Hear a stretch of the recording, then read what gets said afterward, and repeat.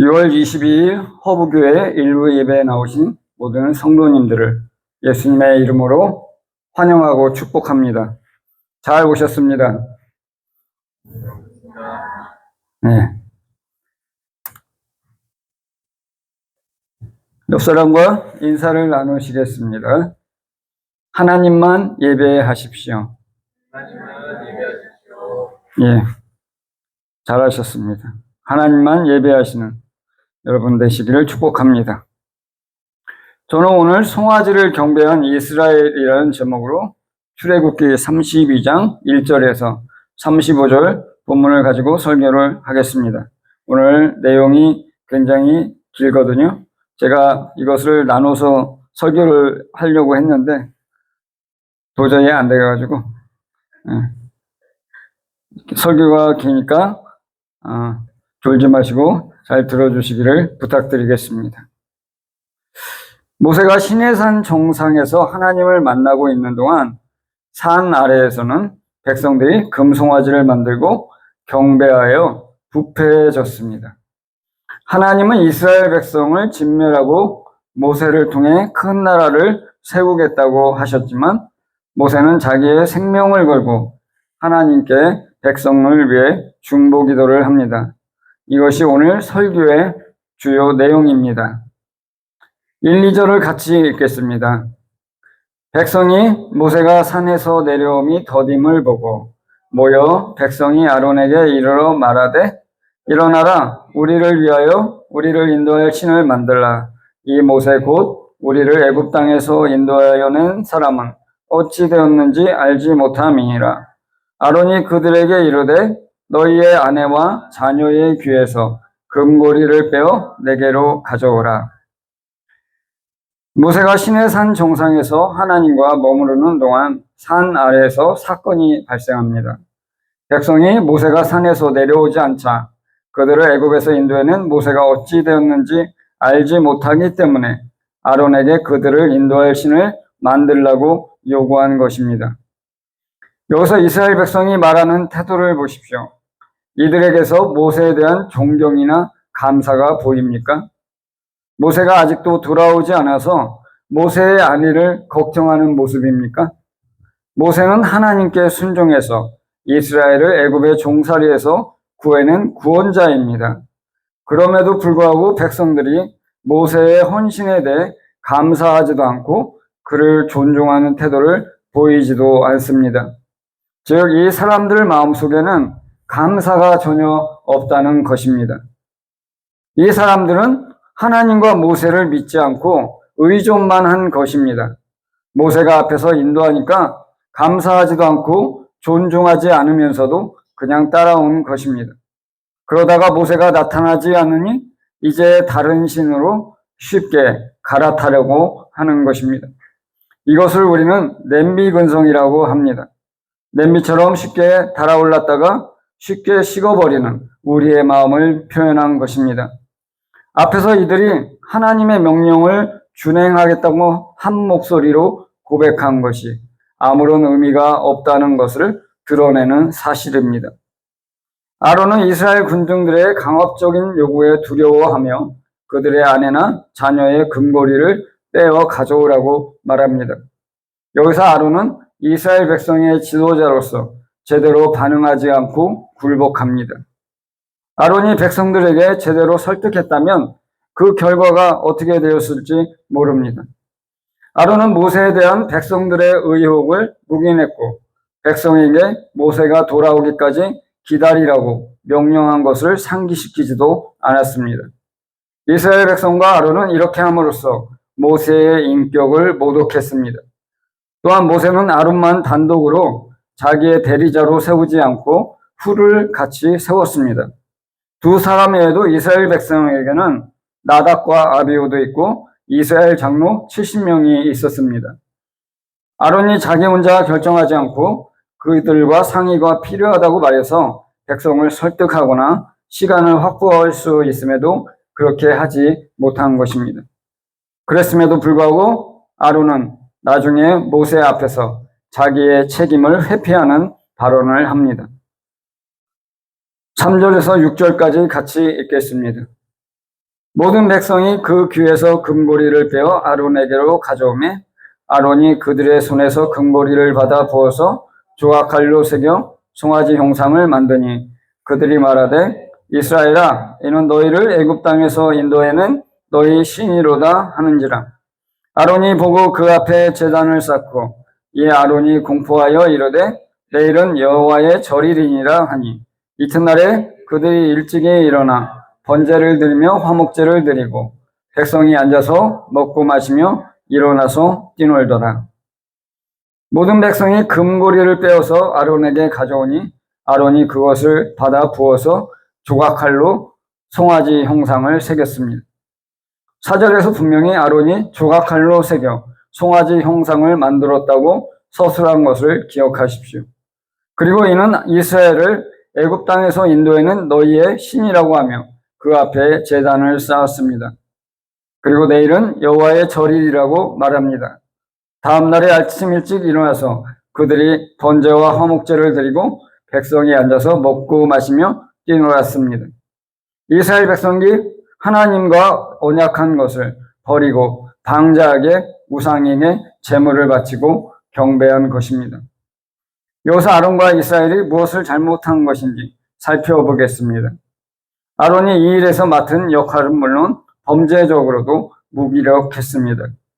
그들의 실제 죄는 단순하면서도 복합적입니다.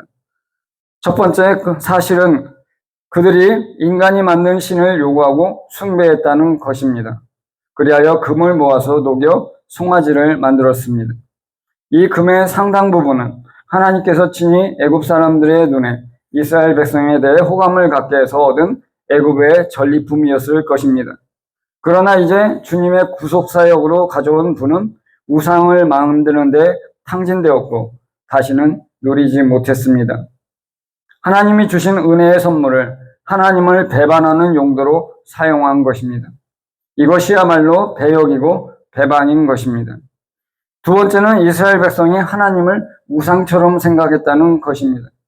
이스라엘은 하나님이 시내산의 강림에서 말씀하실 때 하나님의 모습을 보지 못했는데 그들은 이렇게 보이지 않는 하나님을 보이는 것으로 형상화한 것입니다.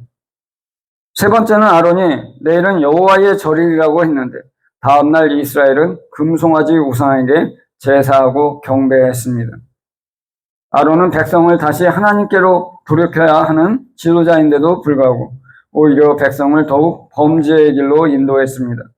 이는 아론이 하나님보다 백성을 더 두려워했음을 드러내는 사실입니다. 이렇게 보면 사람이 하나님을 섬기는 것보다 우상을 따르는 것이 더욱 인간에게 성향적으로 쉽게 발생하는 일이라는 것을 깨닫게 됩니다. 왜냐하면 태초에 인간이 범죄하여 타락했고 하나님을 거부하고 죄를 좋아하는 죄에 중독된 상태에 빠져있기 때문입니다.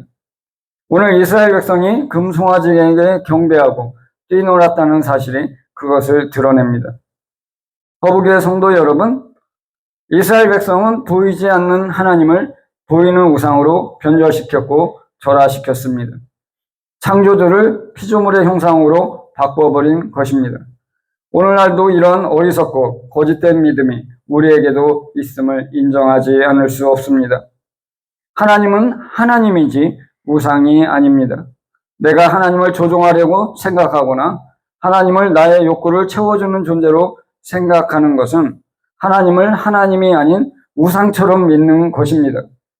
하나님보다 더욱 사랑하는 것이 바로 나의 우상입니다. 그것은 재물, 권력, 명성, 성공 외에도 부모의 칭찬, 사람들의 인정일 수도 있습니다. 그러나 나의 남편이나 아내나 자식이 나의 하나님이 될 수 없고 나의 성공이나 소유나 재물이 나의 하나님이 될 수 없습니다. 하나님은 온 우주를 창조하신 창조주시고 따라서 마땅히 경배받기에 합당하신 분입니다. 하나님은 저와 여러분의 창조자이시고 생명의 근원이 되십니다. 그러므로 하나님께서 우리 마음속에 하나님 대신에 하나님을 삼은 것들을 주님 앞에서 다 드러내 주시고 하나님만 영광 받으시기를 기도합니다. 거북이의 모든 성도가 하나님을 하나님으로 온전히 믿고 따라가기를 예수님의 이름으로 축복합니다. 7절에서 10절까지 같이 읽겠습니다. 여호와께서 모세에게 이르시되 너는 내려가라. 내가 애굽 땅에서 인도에는 내 백성이 부패하였도다. 그들이 내가 그들에게 명령한 길을 속히 떠나 자기를 위하여 송아지를 부어 만들고 그것을 예배하며 그것에게 제물을 드리며 말하기를 이스라엘아 이는 너희를 애굽 땅에서 인도에는 너희 신이라 하였도다. 여호와께서 또 모세에게 이르시되 내가 이 백성을 보니 목이 뻣뻣한 백성이로다. 그런즉 내가 하는 대로 두라. 내가 그들에게 진노하여 그들을 진멸하고 너를 큰 나라가 되게 하리라. 하나님이 모세에게 애굽 땅에서 인도에는 이스라엘 백성이 부패했다고 말씀하시며 내려가라고 지시합니다. 그들이 하나님이 명령한 길에서 속히 떠나 송아지를 부어 만들고 예배하고 제물을 바쳤다고 사실을 직시합니다. 그리고 금송아지 우상을 가리켜 애굽 땅에서 인도에는 이스라엘의 신이라고 말했다고 합니다. 하나님이 모세에게 이 백성이 목이 뻣뻣한 백성이니 하나님이 그들에게 진노하여 그들을 진멸하고 모세를 통해서 큰 나라가 되게 하겠다고 말씀하십니다. 모세가 산에 있는 동안 진영에서 일어난 일에 대한 하나님의 요약은 그 민족이 하나님의 언약을 따르겠다는 약속에서 얼마나 많이 벗어났는지를 보여줍니다.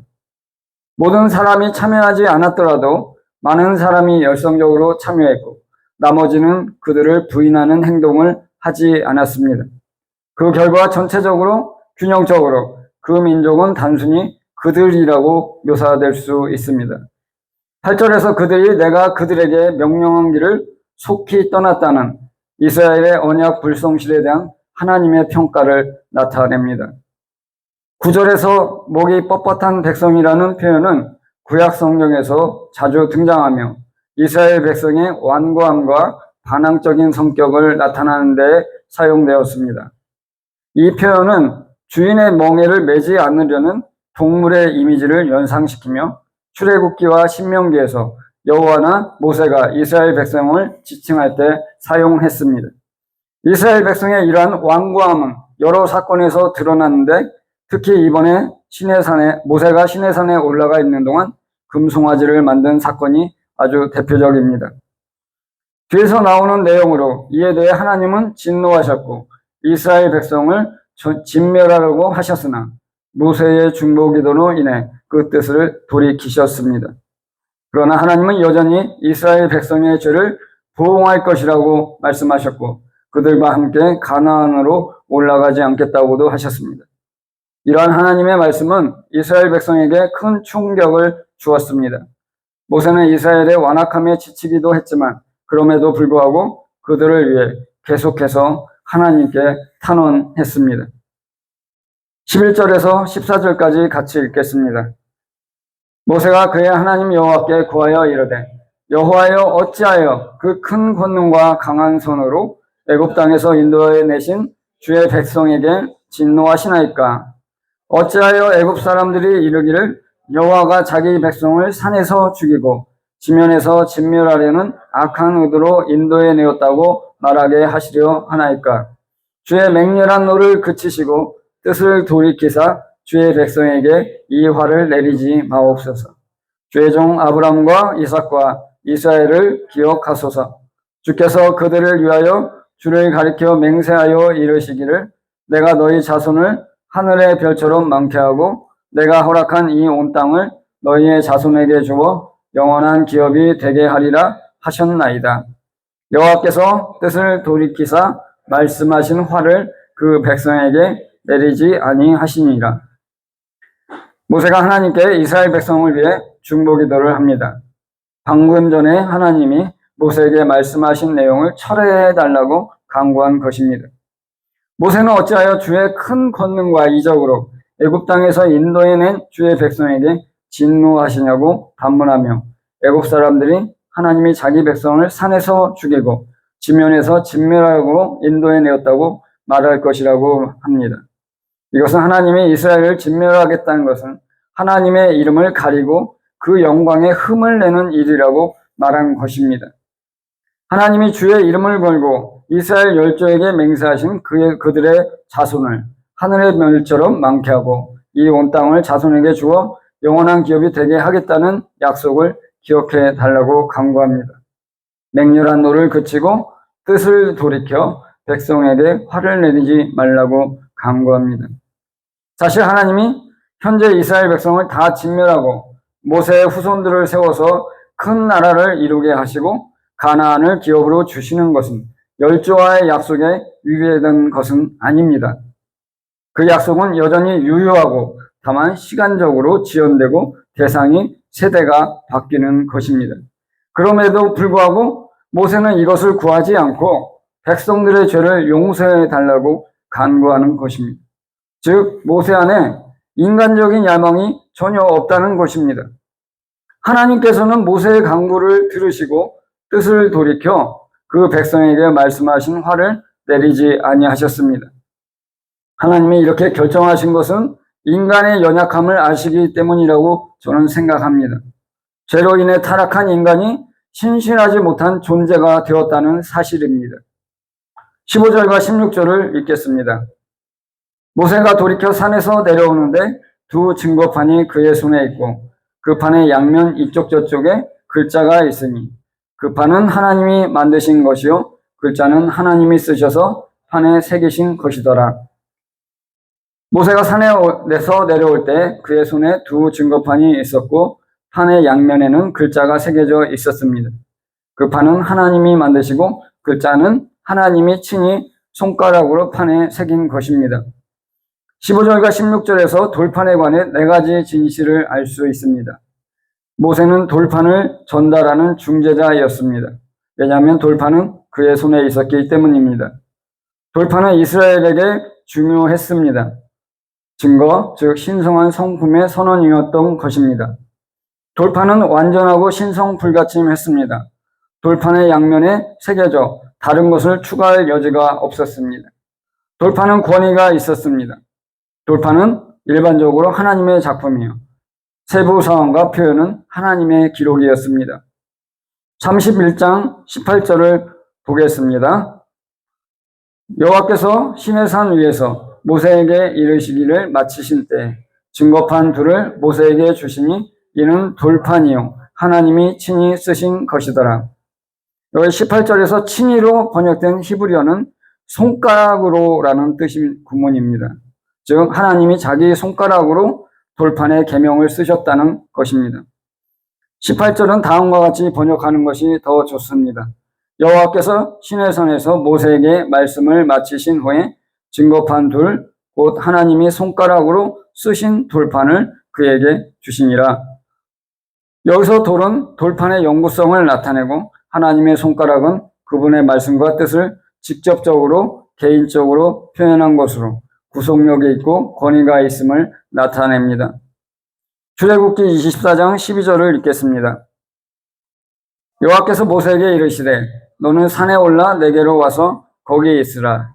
내가 그들을 가르치도록 내가 율법과 계명을 친히 기록한 돌판을 내게 주리라. 이 본문에 따르면 모세는 산에 오르는 순간부터 하나님께서 직접 백성에게 말씀하시고 20장에 기록된 대로 하나님의 10가지 말씀을 영구히 기록한 돌판을 받으리라고 예상할 수 있었습니다. 또한 그 자신이 종이나 양피지에 기록할 다른 율법들도 받게 될 것인데 이는 돌에 비하면 일시적인 것입니다. 그러나 여기 말씀에서는 돌판이 하나님의 손가락으로 기록되었다는 언급은 없습니다. 여기서 친히로 표현된 것은 하나님이 쓰셨다는 것입니다. 앞에서는 친히로 기록된 것이 하나님의 손가락을 가리키는 것이지만 여기서의 친히는 그냥 하나님이 쓰셨다 이렇게 생각하시면 됩니다. 하나님께서 산 꼭대기에서 백성에게 들려주신 말씀을 영구적인 매체에 직접 새기신 것이라는 사실을 처음 알게 되는 것은 앞에서 얘기한 31장 18절입니다. 그 이전이 아닙니다. 현재 구절은 시내산 법적 계시의 또 다른 부분을 마무리할 뿐만 아니라 10가지 말씀을 이스라엘을 위한 최고의 법적 공식으로 더욱 지지하고 있습니다. 다른 모든 율법도 중요하며 무시해서는 안 되지만 이 10가지 말씀은 매우 기초적이고 원칙적이어서 그 자체로 지위와 개인적인 신성한 보증을 가지고 있습니다. 17절에서 20절 같이 읽겠습니다. 여호수아가 백성들의 요라는 소리를 듣고 모세에게 말하되 진중에서 싸우는 소리가 나나이다. 모세가 이르되 이는 승전가도 아니요 패하여 부르짖는 소리도 아니라 내가 듣기에는 노래하는 소리로다 하고 진에 가까이 이르러 그 송아지와 춤추는 것을 보고 크게 노하여 손에서 그 판들을 산 아래로 던져 깨뜨리니라. 모세가 그들이 만든 송아지를 가져다가 불살라 부수어 가루를 만들어 물에 뿌려 이스라엘 자손에게 마시게 하니라.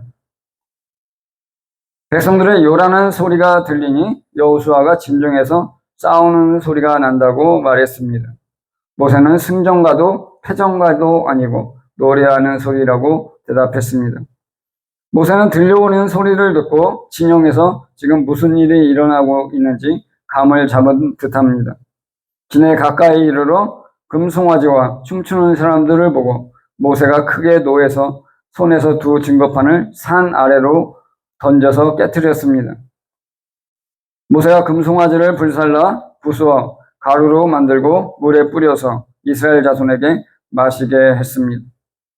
여기서 모세가 언약의 돌판을 던져서 깨뜨린 것은 이스라엘 백성이 금송아지를 만들고 그것에 경배한 것으로 인해 하나님과의 언약을 저버렸다는 것을 데모한 것입니다. 이스라엘이 우상을 숭배한 범죄로 인해 더 이상 하나님과의 언약이 유효하지 않게 되었다는 것을 이스라엘 백성에게 보여주는 행동입니다. 21절에서 25절까지 읽겠습니다. 모세가 아론에게 이르되 이 백성이 당신에게 어떻게 하였기에 당신이 그들을 큰 죄에 빠지게 하였느냐. 아론이 이르되 내 주여 노하지 마소서. 이 백성의 악함을 당신이 아나이다. 그들이 내게 말하기를 우리를 위하여 우리를 인도할 신을 만들라. 이 모세 곧 우리를 애굽 땅에서 인도하여 낸 사람은 어찌 되었는지 알 수 없노라 하게 내가 그들에게 이르기를 금이 있는 자는 빼내라 한즉 그들이 그것을 내게로 가져왔기로 내가 불에 던졌더니 이 송아지가 나왔나이다. 모세가 본즉 백성이 방자하니 이는 아론이 그들을 방자하게 하여 원수에게 조롱거리가 되게 하였음이라. 모세가 아론에게 어찌하여 백성들을 큰 죄에 빠지게 하였느냐고 추궁했습니다. 모세가 보기에도 아론이 잘못한 것을 알게 된 것입니다. 아론이 모세에게 이 백성의 악함을 모세가 알고 있으니 노하지 말라고 하며 모세에게 변명합니다. 백성들이 모세가 어찌 되는지 알 수 없으니 자기들을 위해 신을 만들라고 요구했다는 것입니다.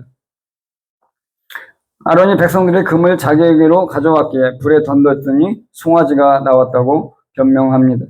아론은 자기가 조각칼로 새겨서 송아지 형상을 만들었다는 사실은 말하지 않고 감추었습니다. 자기에게 절대적으로 불리한 사실은 감추고 말하지 않은 것입니다. 모세가 보니 백성들이 방자하게 행하였다고 합니다. 이는 아론이 그들을 방자하게 하여 원수에게 조롱거리가 되게 하였다는 것입니다. 25절에서 방자하게라는 표현은 통제불능 상태가 되었다는 것입니다. 모세가 보기에도 아론의 책임이 가볍지 않다고 생각한 것입니다. 그러나 더 이상 아론을 추궁하지는 않습니다. 26절에서 29절을 같이 읽겠습니다. 이에 모세가 지인문에 서서 이르되 누구든지 여호와의 편에 있는 자는 내게로 나오라 하며 레위 자손이 다 모여 그에게 가는지라. 모세가 그들에게 이르되 이스라엘 하나님 여호와께서 이렇게 말씀하시기를 너희는 각각 허리에 칼을 차고 진 이문에서 저 문까지 왕래하며 각 사람이 그 형제를 각 사람이 자기 친구를 각 사람이 자기 이웃을 죽이라 하셨느니라. 레위 자손이 모세 말대로 행하며 이날의 백성 중에 3,000명가량이 죽임을 당하니라. 모세가 이르되 각 사람이 자기 아들과 자기 형제를 쳤으니 오늘 여호와께 헌신하게 되었느니라. 그가 오늘 너희에게 복을 내리시리라. 모세는 백성들이 방자하게 되어 통제의 불능 상태가 되자 이를 수습하려고 합니다. 모세가 진영문에 서서 백성들에게 말했습니다. 하나님께서 각각 허리에 칼을 차고 진영의 이문에서 저문까지 왕래하며 각 사람이 그 형제, 친구, 이웃을 죽이라고 명령하셨다는 것입니다. 레위 족속이 모세의 말대로 행하여서 이날에 3,000명가량이 죽임을 당했다고 합니다. 이에 모세가 백성에게 각 사람이 자기 아들과 형제를 쳤으니 오늘 하나님께 헌신하였다고 말하며 하나님께서 그들의 헌신에 복을 내리실 것이라고 말합니다. 혼란에 빠져 통제불능이었던 이스라엘 백성이 이제 잘 질서를 찾게 되었습니다. 30절에서 32절을 같이 읽겠습니다. 이튿날 모세가 백성에게 이르되 너희가 큰 죄를 범했도다. 내가 이제 여호와께 올라가려니 혹 너희를 위하여 속죄가 될까 하노라 하고 모세가 여호와께로 다시 나아가 여짜오되 슬프도소이다. 이 백성이 자기들을 위하여 금신을 만들어 싸우니 큰 죄를 범하였나이다. 그러나 이제 그들의 죄를 사하시옵소서. 그렇지 아니하시오면 원하건대 주께서 기록하신 책에서 내 이름을 지워버려 주옵소서. 다음날 모세가 백성에게 그들이 큰 죄를 범했다고 책망하며 하나님께로 올라가서 백성들을 위해 속죄할 것을 말합니다. 모세가 하나님께로 다시 나아가서 이 백성이 자기들을 위해 금신을 만들어 큰 죄를 범했다고 하며 슬프다고 하나님께 자복합니다.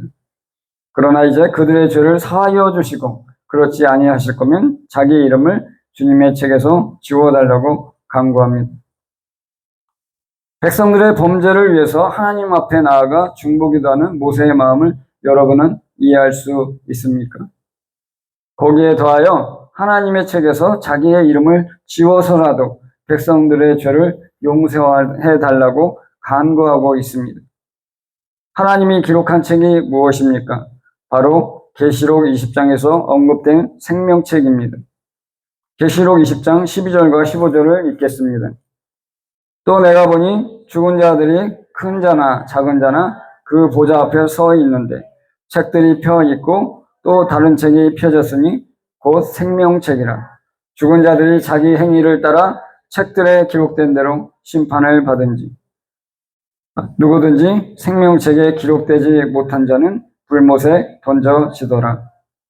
모세는 자기의 영생을 포기하고서라도 백성들의 죄를 사해달라고 간구하는 것입니다.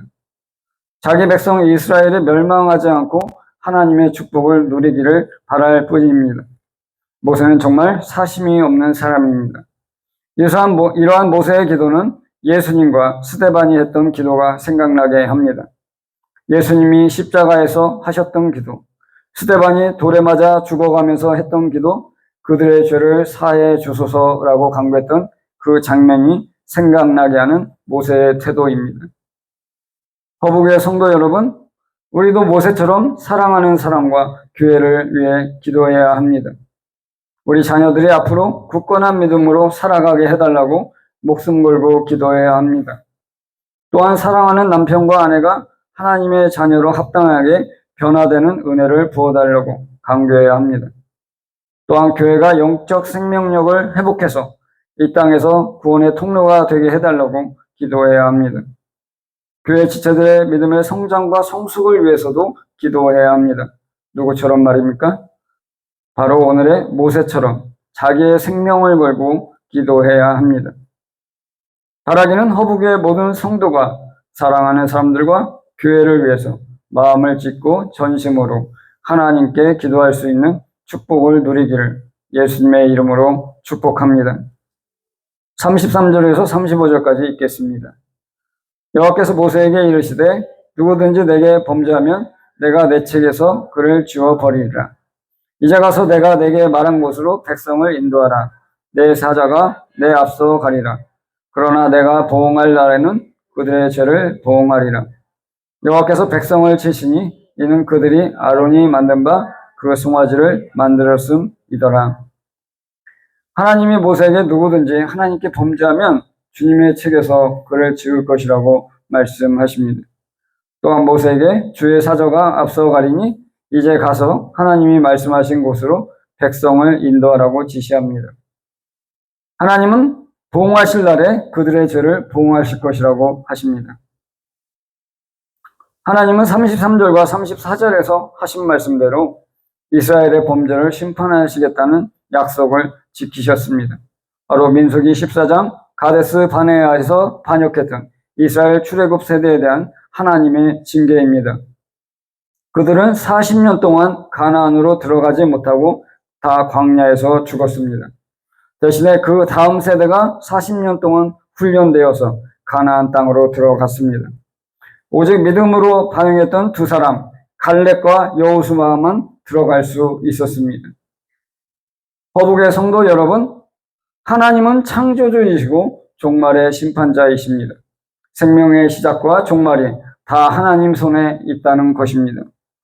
하나님은 하나님께 범죄하면 내가 내 책에서 그를 지울 것이라고 말씀하십니다. 그러면 무엇이 범죄일까요? 이에 대한 신약의 선언은 다음과 같습니다.